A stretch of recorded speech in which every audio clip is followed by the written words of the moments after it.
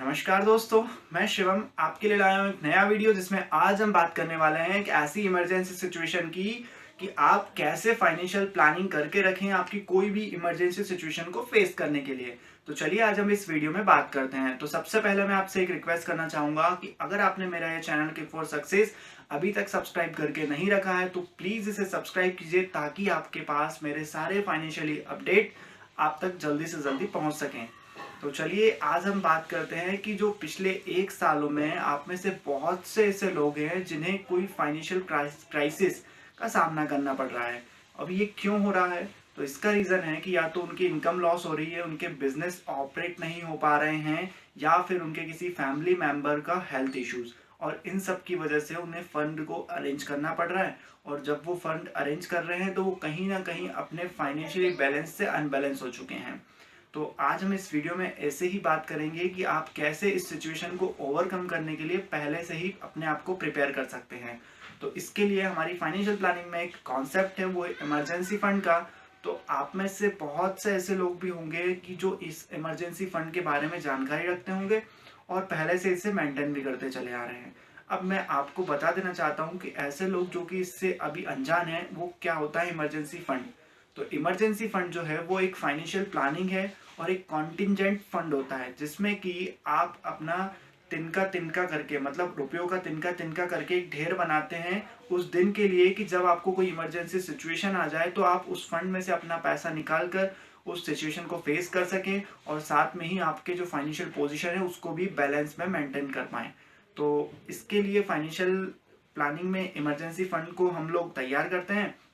और अब आपके सब मन में ये सवाल चल रहा होगा कि इमरजेंसी फंड तो हम आज से तैयार करेंगे तो कब तक बनता चलेगा, या इमरजेंसी फंड हमें कैसे बेनिफिट देगा, या फिर हम इसे कैसे बनाएं, या इमरजेंसी फंड को जो हम मनी है उसको कहाँ पार्क करके रखें।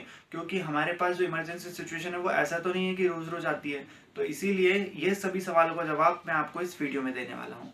तो जैसा कि आपने समझा कि इमरजेंसी फंड क्या होता है, अब हम समझते हैं कि इमरजेंसी फंड को कैसे बनाया जाता है या कितना फंड हम बना के रखें जो कि हमारी सिचुएशन है इमरजेंसी उसको फेस करने के लिए सफिशिएंट हो। तो मैं आपको बता देना चाहता हूँ कि जब भी आप ये इमरजेंसी फंड डिसाइड करते हैं तो उसमें सबसे मेन रोल वो होता है कि आपकी इनकम का लेवल क्या है। उसके बाद दूसरी जो चीज़ होती है वो होती है कि आपकी लाइफ स्टाइल कैसी है।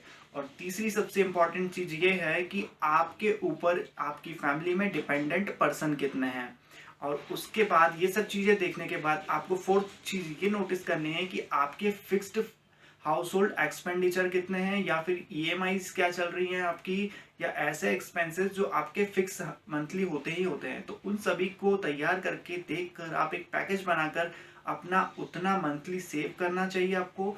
और वो एक आइडियल जो जनरल थंब रूल है उसके अकॉर्डिंग आपको मेंटेन करते चलना चाहिए। तो जनरल थंब रूल क्या है वो मैं आपको बताता हूँ कि इमरजेंसी फंड को मेंटेन करने के लिए आपको मिनिमम 3 to 6 मंथ का फंड इन सभी नीडों को देखते हुए अरेंज करते चलना चाहिए, ताकि इन फ्यूचर में आपके पास कोई ऐसी इमरजेंसी सिचुएशन आती है लाइक कोरोना वायरस पैंडेमिक, तो आप उससे ओवरकम कर पाएं और अपना फाइनेंशियल जो पोजीशन है उसको भी बैलेंस में मेंटेन कर सकें।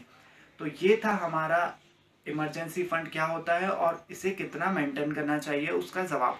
अब हम सीखेंगे कि हमारा जो इमरजेंसी फंड है वो हम कैसे बनाएं। क्योंकि आप में से बहुत से लोगों के मन में यही सवाल है कि इमरजेंसी फंड हम कैसे बना सकते हैं। तो मैं आपको इस वीडियो में आगे बताता हूं कि हम इमरजेंसी फंड को कैसे बनाएं।